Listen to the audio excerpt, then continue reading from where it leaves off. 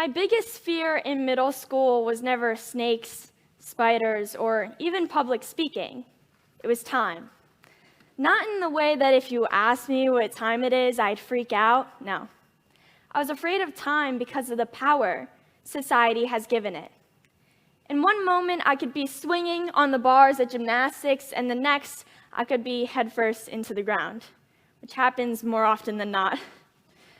I was afraid of living life in a limited timeline, constantly being controlled, until I changed my mindset and learned how to manipulate it. That seems impossible. How do we get out of the mindset of saying, I don't have enough time, in a society that demands constant movement? First, we need to understand that our original definition of time as minutes and seconds and present is false. I stand here tonight about to take approximately 9 or so minutes of your time. I can imagine many of you had TED Talk tonight labeled on your calendars. You got ready at about 5. You left at around 6 after arguing with your kids a little before heading out the door.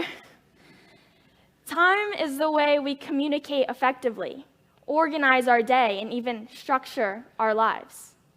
At 16, I got my license after the second try. At 18, I'll go to college, and we'll all be able to vote. Scary, I know. The goal for many is married with 2 kids by the age of 35. Finally, at 65, you'll retire, if you're lucky. We have time zones, clocks, and calendars as efforts to create a universal timeline on such a complex topic. But what is it really? And why have we given numbers complete control over our lives? You see, time is funny. It has this huge influence over us, but we still never seem to have enough of it. That's because it's so incredibly minuscule. Due to physics and theories, time in the mountains moves faster than at sea. It's kind of like when you're waiting online at an airport, and it feels like hours before you take one step in front of you. While watching your kids grow up over the years seems to fly by so fast. It's all relative, elastic. Time also moves slower when we move faster, which seems contradictory. It even confuses me. But how I remember it is the superhero, the Flash. When he is speeding around the city, everyone around him appears to move in slow motion. So as he's moving faster, time is moving slower. Because I was so afraid of this overarching boss hanging over our heads, the clock, I decided to learn more about it, which is how I learned that time is relative in areas of elevation and speed. And I did this by reading, for fun. Yes, I know, nerd alert. Specifically, a book called The Order of Time by Carlo Rovelli was really mind-blowing to me. In fact, time is so small that Rovelli even introduces the question of the present not existing, as even the last syllable I just recited is now in the past. Gone. In a fraction of a second, something new is happening. Live in the present would be one of those inspirational quotes that people have in their kitchens. Moms, you know what I'm talking about. I have one in my kitchen too. So I started wondering then, if the present doesn't exist, what do we live in? What is now? This restricting timeline that I was so afraid of isn't really what we make it to be, tying us down to a structured way of life. But life has no structure, and neither does time. I believe our minds live in the past and the future simultaneously, moving in and out of dimensions of imagination and warped reality. This is our modern-day thought process, which is about the worst stereotypical representation of time there is. The past, present, and future are all occurring in a straight, linear line. A beginning and an end can even be imagined, whether it's birth or the beginning of the universe. Instead, our brains operate like this. Stay with me here. Right now, I have to recount all those countless hours of editing and reciting so that I don't completely blank out in front of you. That's an example of thinking in the past. How many of you went to bed last night thinking about all the stuff you have to do today? It's definitely more than half of you. I know that for sure. I know I was up late last night thinking about how this talk was going to go, for sure. My mind was imagining a variation of the future. Now, assuming that there are, of course, several interpretations of what the past was and how it is seen depending on perspective, this diagram looks a bit more like this. Every dot depicts a different scenario to each and every circumstance. As William Penn states, time is what we want most, but what we use worst. This time last year, we were all in quarantine. My days before consisted of school, straight to track, then to gymnastics. I got home at around 10, then repeated it all the next day. Suddenly, it was all gone. Our lives no longer contained the structure that we had before.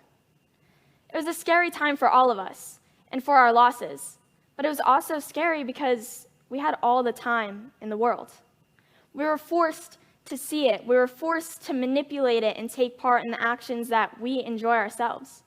We no longer had the opportunity to say, "Where did the time go?"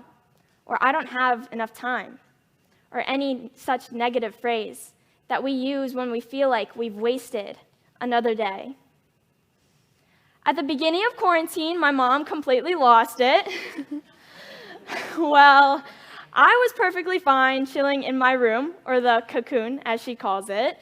She needed social interaction and shopping, my favorite things. She was addicted to a lifestyle of always having to stay busy and have something to do. Time manipulated her, and without it, she felt a little out of control. However, as time went on, she began to grow accustomed to this new lifestyle and partake in the actions which she enjoyed herself.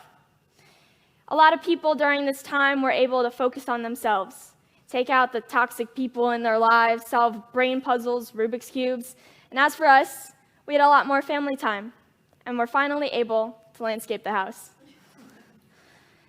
Time is our biggest excuse. Every year, many of us make our New Year's resolutions. Quit smoking, save money, I'm gonna go to the gym more.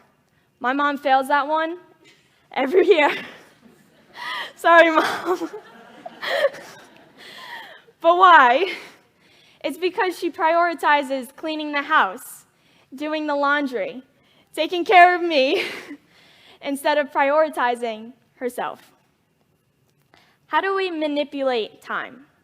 We check our checklists. What is at the top? Can things be moved around for some me time later?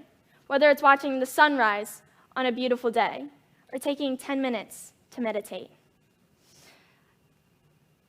A friend of mine once told me to try meditating even though I was super hesitant. I told him, "I don't have enough time." Where he responded, "You really don't have 10 minutes?" That got me thinking about the 4 hours of screen time on my laptop, that 5 minutes in between classes, and that 10 minutes of TikTok before bed. I had the time. I just didn't want to. It wasn't at the top of my checklist. We all have time for the things that we care about, but is enough of it spent doing the things that we love? I believe it's important for everyone to recognize that so many of us use this universal excuse, allowing time to make executive decisions over our lives.